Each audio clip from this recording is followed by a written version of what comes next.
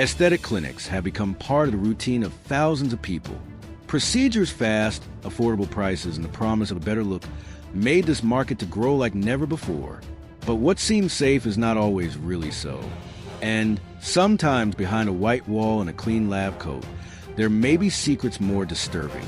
Today, you will learn a story that begins with Botox and silicone and ends with a way that no one could imagine.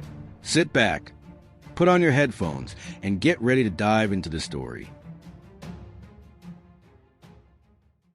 In the early months of 2015, a small beauty clinic located on the outskirts of the city of Bakersfield, California, began to attract the attention of women seeking affordable procedures such as Botox, facial fillers, and silicone implants. Unlike the large clinics scattered throughout the city center, this one operated discreetly in a remote area close to the urban limits of the neighborhood, Oildale, where few cars passed by and there was almost no commercial movement. The property was an adapted house, with a light facade and without any appearance of traditional clinic. The metal plaque fixed to the wall simply said "Advanced Aesthetics," with thin letters and no emphasis. Anyone who passed by distractedly didn't even realize that it was a medical space. But for the patients who came by referral, that place was a silent promise of transformation. Inside, the place was very tidy. The reception area had 2 beige armchairs, a glass table with women's magazines, and a lamp that was on even during the day. The smell of the place was a mixture of lavender and a slight chemical odor, typical of alcohol and hospital cleaning products. There was something about that place that seemed too sterile, too calm, as if time there was moving at a different pace. The person responsible for all procedures was Dr. Alan Wexler, a 66-year-old plastic surgeon known for his extreme discretion. Tall, thin, with pale skin and white hair combed back, he always maintained the same rigid posture and tired look. He was not friendly nor rude, just distant. He never engaged in long conversations with his patients. He answered only when necessary, with a low voice and slow movements. Many said that he had steady hands, and that this was enough for a good professional. Despite being the only doctor at the clinic, Alan never appeared in the advertisements or online ads. That part was left to Martha Jennings, an elegant, 39-year-old blonde woman who knew exactly how to sell the place's image. Martha introduced herself as a manager and was the one who welcomed patients, scheduled procedures, and gave explanations before the appointment. She always said that the doctor had worked for years abroad, specializing in European clinics, and that, by personal choice, he preferred to keep his professional life more private. This increased the air of mystery and, curiously, strengthened the trust of those looking for something exclusive. On February 15, 2015, the clinic saw its 10th patient. The number grew quickly. By April, more than 50 women had been seen, most of whom were over 40 years old. Many came from neighboring cities because of the price, which was on average 40% cheaper than other clinics. Others came attracted by before and after photos sent by friends. There was no official website, just a phone number and a social media account managed by Martha. The procedures always took place in the same place, a room at the back of the building with a locked door, air conditioning constantly on, and a single stretcher in the center. On a shelf were syringes, scalpels, and vials with technical names and labels in English. On the wall was a large mirror and a picture of a woman's face with surgical markings. The place was clean, quiet, and almost without any external noise. No one could see the contents of the vials up close. The doctor brought what he needed from inside a white cabinet locked with a key. The patient showed no concern. The atmosphere of trust was reinforced by Martha's calm words and Alan's professional demeanor. Some asked about the materials used, but received vague answers, such as internationally approved product or European solution for advanced filling. Most did not insist.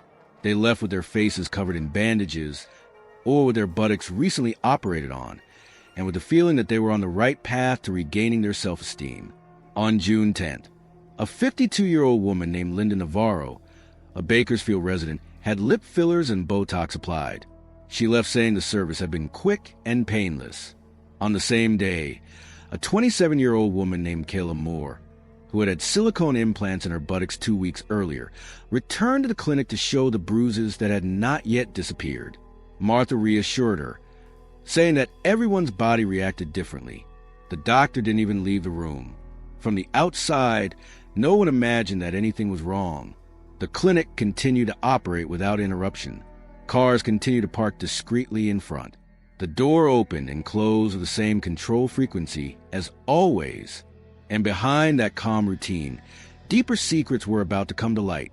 In the first weeks of July, some clients began returning to the clinic with unusual complaints. These were not simple problems, such as slight swelling or temporary discomfort. They were aggressive reactions, deep redness, intense pain to the touch, and visible changes in the skin. Most of the cases involved areas where facial fillers or silicone had been applied to the buttocks.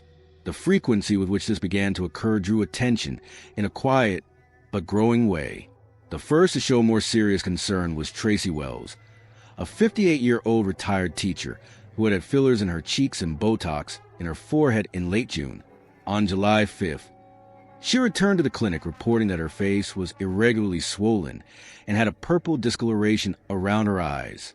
She said that she was still in pain after 7 days and that her skin felt warmer than normal. Martha, as always, responded calmly, saying that it was part of the adjustment process and that it would soon go away. Dr. Allen did not even leave the room to evaluate her. On July 9th, another patient, Daniela Monroe, 34, who had silicone implants in her buttocks, called in despair. She reported that she had woken up with fever, and the area around the implants was stiff, extremely sensitive and dark in some parts. Martha asked her to come to the clinic the next day. When Daniela arrived, crying and visibly shaken, she was seen quickly and given antibiotics, but she was not referred to any hospital.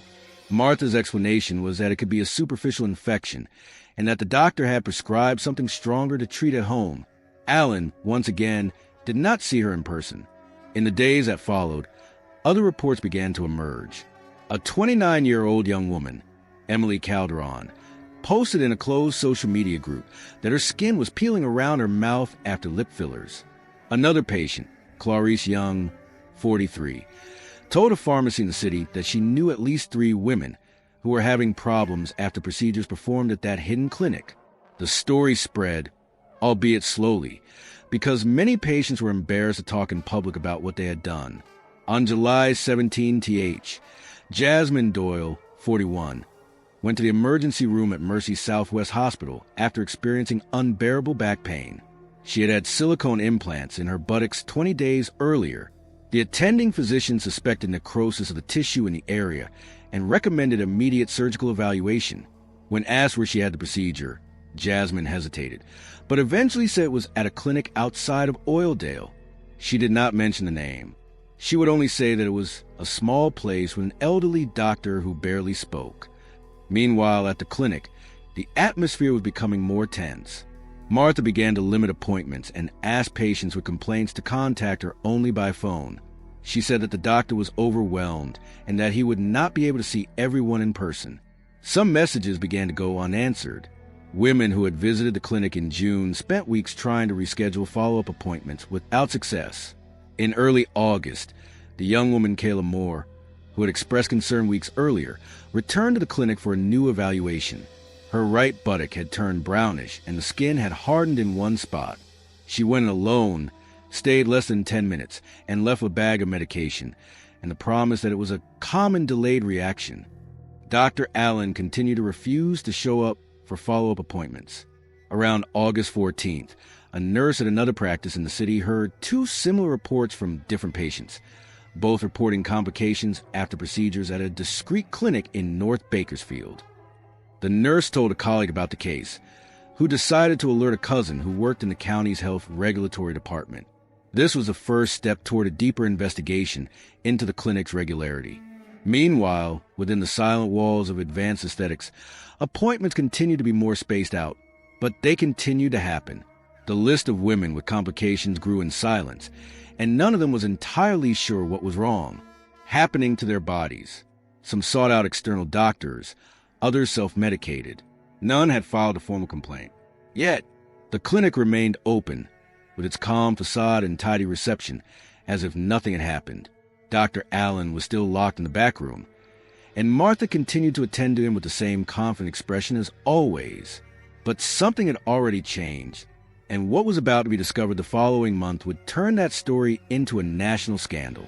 On September 2nd, 2015, the Advanced Aesthetics Clinic received a visit from 2 inspectors from the Kern County Public Health Department.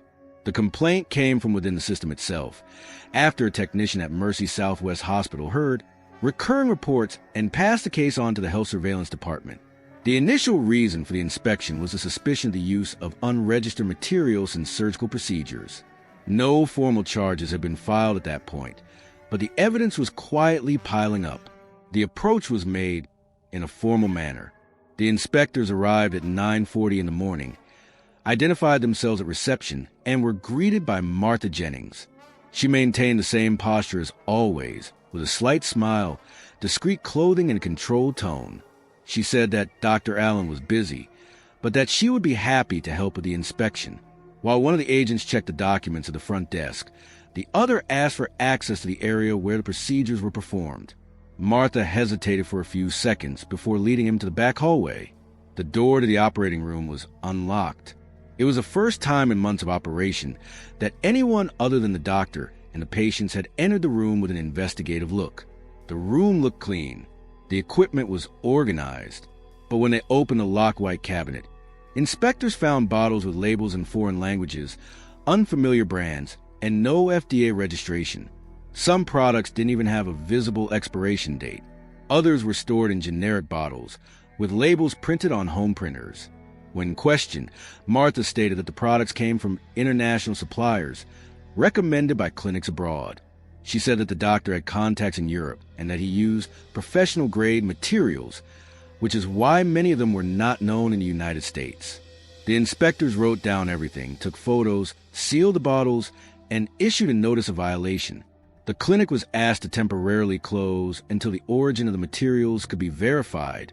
Dr. Alan Wexler did not appear at any point during the inspection. According to Martha, he was not feeling well and had left earlier that day. However, the inspectors were surprised that no employee had seen the doctor leave and decided to return the next day with court order to investigate the premises further. On September 4th, at 10:15 a.m., police and health workers returned to the clinic with a search warrant. With the support of local police, they were allowed to search the entire property. What they found was more than they had anticipated. In the back of the room, surgical, behind a wooden partition camouflaged by a curtain, there was a small dark room with shelves, sealed boxes, and a computer running. The machine was not password protected. Inside the computer, there was 38 video files, organized by dates and patient names. The videos showed women naked or semi-conscious, being prepared for cosmetic procedures. The recordings were made without any of them knowing. There was no signed authorization, nor any clinical justification for those images to exist. Some of the recordings showed angles that could only have been captured by fixed cameras, hidden in strategic corners of the room. A quick check revealed the presence of off-wall micro cameras disguised as light stands. They were positioned in such a way that they captured all the patient's movements, from the moment they lay down on the stretcher until the final application of the products. The discovery caused an immediate collapse in the clinic's image. The news spread that same day. The first reports appeared in the afternoon on local websites, and the next day the story reached television channels. Dr. Alan Wexler's name was splashed across headlines along with the words illegal recordings, clandestine materials, and suspicious cosmetic surgeries. Police launched an operation to locate the doctor, who had disappeared the day before the first inspection. Martha Jennings was taken in for questioning, where she stated that she had no knowledge of the cameras and that the doctor took care of everything in the clinical area. He also said he never had access to the computer found in the back room. In the following days, dozens of women came to the police station to report their experiences at the clinic. Some recognized their names in the files. Others said they felt something was wrong, but could not explain it. Most were shocked to learn that they had been recorded during intimate moments while trusting the medical care. The scandal quickly spread to Bakersfield and other California cities. State health officials launched a wide-ranging investigation into possible ties between the doctor and fake clinics in other counties. Nothing beyond that one property was found. On September 15th, Alan Wexler was found in a roadside motel 40 minutes outside the city. He He was alone, looking haggard, and did not resist arrest. He was taken into custody, and during the initial questioning, he remained silent for almost 2 hours. When he did speak, he said only that the videos were for quality control, but he could not justify the lack of consent from the patients. The case sparked national outrage and was the subject of debate programs, interviews with victims, and medical ethics experts. The clinic was permanently closed. Martha was not charged, but she never appeared in public again. Dr. Allen remains in prison awaiting trial, while the victims try to deal with the trauma of having been exposed and harmed by someone they trusted. In the quiet Oildale neighborhood where the clinic once operated, the house remains empty to this day. The sign has been removed, the windows boarded up, and the gate locked with a chain. Passers-by still whisper about what happened there, a place where vanity was used as bait and trust was destroyed with surgical precision.